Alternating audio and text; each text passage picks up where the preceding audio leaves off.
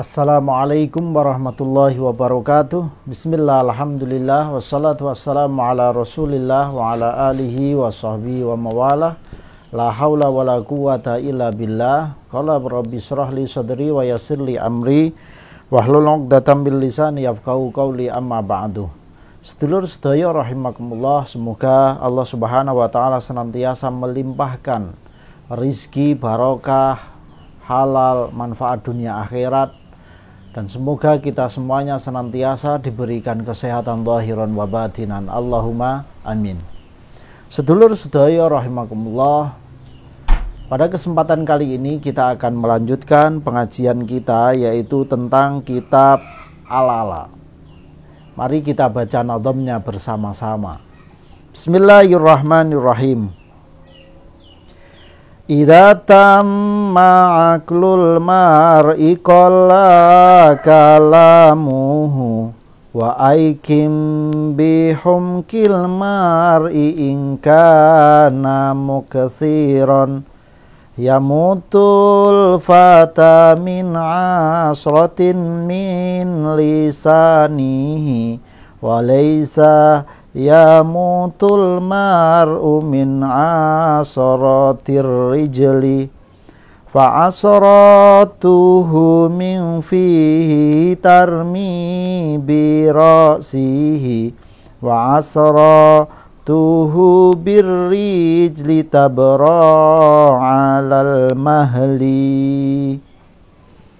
Sedulur sedaya rahimakumullah, dalam 3 bait yang baru saja kita baca menjelaskan tentang kesempurnaan akal seseorang. Salah satunya ditunjukkan dengan apa? Yaitu ditunjukkan dengan qala kalamuhu, ditunjukkan dengan sedikitnya berbicara. Artinya bahwa kita semuanya diingatkan betapa pentingnya kita untuk menyedikitkan bicara kita, meminimalisir ucapan kita, karena sedikitnya bicara menjadi wujud dari kesempurnaan akal kita semuanya. Karena apa? Karena dengan sedikit berbicara maka kita sedang memaksimalkan akal pikiran kita semuanya untuk memikirkan sesuatu yang jauh lebih berfaedah, yang jauh lebih bermanfaat. Perlu kita ketahui bahwa nadham ini adalah nadham yang umurnya sudah berabad-abad lamanya, sudah lama sekali. Namun demikian, ternyata ini sangat cocok sekali dengan beberapa hasil riset.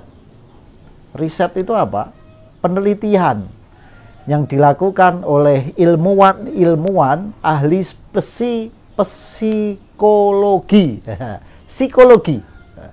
ahli psikologi yang kekinian, istilahnya udah zaman sekarang, bahwa memang yang namanya sedikit berbicara memiliki banyak hal positif. Paling tidak ada 5 kelebihan yang dimiliki oleh orang yang sedikit bicara. Yang pertama adalah ketika seseorang sedikit bicaranya, maka sebenarnya di dalam otaknya sedang melakukan regenerasi sel, di mana sel-sel di dalam otak yang sudah tidak berfungsi dengan baik, maka itu dimudahkan kembali, ya, dimudahkan kembali.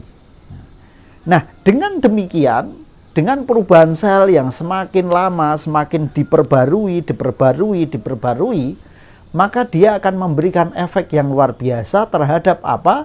Terhadap peningkatan daya ingat dan memberikan pengaruh dalam kepiawaian mengontrol emosi. Oleh karena itu, pantas kiranya bila kita amati bahwa kecenderungan orang yang sedikit berbicara, dia akan sedikit tensi emosinya lebih rendah daripada orang yang banyak bicara, maka dia akan memiliki tingkat emosi yang lebih tinggi. Karena apa? Karena sel-sel di dalam otaknya tidak selalu diperbaharui. Tidak ada regenerasi di dalam sel otaknya. Yang kedua, bahwasanya sedikit berbicara adalah cara yang efektif untuk meminimalisir atau mensedikitkan kita semuanya mencari musuh atau membuat masalah dengan orang lain.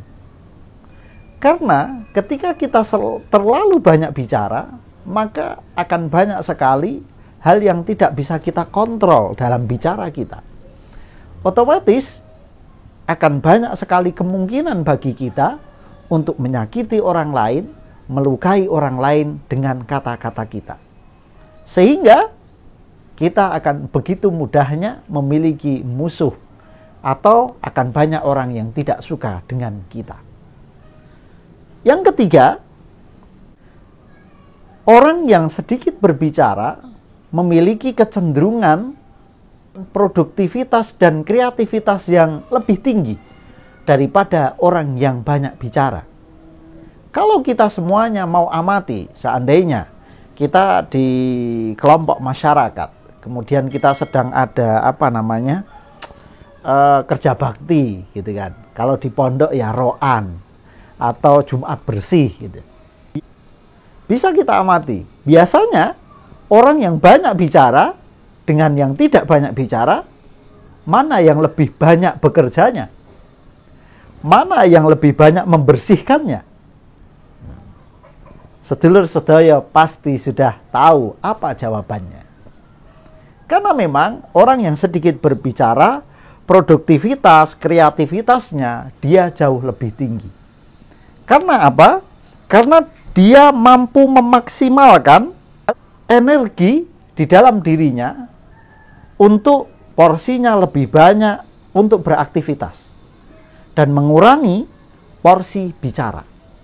Karena apa? Porsi kreativitas dan produktivitas itu berbanding dengan kreativitas bicara kita. Jadi kalau bicaranya banyak, otomatis kreativitas dan produktivitasnya akan menurun. Kebalikannya, ketika bicaranya menurun, maka kreativitas dan produktivitasnya akan meningkat. Kemudian, yang keempat, orang yang sedikit berbicara, dia akan menjadi perhatian yang luar biasa ketika dia berbicara. Karena apa? Karena ya saking dia tidak suka berbicara, ketika dia berbicara otomatis orang-orang akan tertarik untuk mendengarkannya. Dia nggak pernah bicara, dia sekarang mau bicara. Apa yang akan dia bicarakan? Itu. Kemudian tidak hanya itu, dengan sedikit berbicara maka orang akan memiliki isi dengan kedalaman yang pas saat menyampaikan apa yang dia bicarakan. Artinya apa? Orang yang diam ketika dia berbicara, yang akan dibicarakan pasti adalah hal yang ada ilmunya, ada hikmahnya, ada kebaikan-kebaikan yang disampaikan. Istilahnya bukan sampah yang keluar dari mulut orang tersebut. Yang kelima, orang yang sedikit berbicara, dia memiliki kepekaan yang lebih tinggi daripada orang yang banyak bicara. Orang yang sedikit bicara, dia tidak berbicara bukan karena dia tidak bisa berbicara, tetapi dia tahu betul dan selalu mengamati seberapa besar porsiku untuk berbicara di dalam satu keadaan. Dia sangat paham betul. Dia tidak asal celap-celup. Setiap apa dia komentari, setiap ada apa dia komentari. Tidak demikian. Tapi dia memiliki kepekaan yang luar biasa. Apakah ketika saya berbicara itu menyinggung orang lain atau bisa memberikan kebahagiaan untuk orang lain. Dia tahu betul situasi kondisi di saat dia harus berbicara ataupun tidak berbicara. Karena dia melihat lingkungannya. Seberapa pas dia harus mengeluarkan kata-katanya. Sedulur sedaya rahimakumullah. Itu 5 kebaikan bagi orang yang sedikit berbicara. Dan perlu kita ketahui bahwa sedikit berbicara bukan masalah pembawaan dari kecil. Orang itu dia diam saja karena memang pembawaannya diam. Sedangkan yang itu banyak bicara karena memang pembawaannya banyak bicara. Ternyata bukan demikian. Karena menahan bicara, banyak berdiam, itu juga perlu latihan. Oleh karena itu, mari menata bicara kita, mengeluarkan kata-kata sesuai dengan porsi dan tempatnya adalah sesuatu yang penting untuk selalu kita belajari, untuk selalu kita coba, untuk selalu kita usahakan. Karena apa? Jangan lagi-lagi lisan kita membuat orang lain terluka. Semoga bermanfaat. Wal afu minkum. Wassalamualaikum warahmatullahi wabarakatuh.